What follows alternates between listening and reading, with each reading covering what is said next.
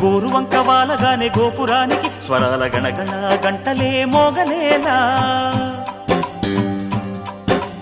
గోపబాలుడొచ్చినాక గోకులానికి పెదాల కిలకిల పువ్వులే పుట్టలేదా బాలకృష్ణుడొచ్చినప్పుడే వయ్యారి నందనాలు నాట్యమాడగా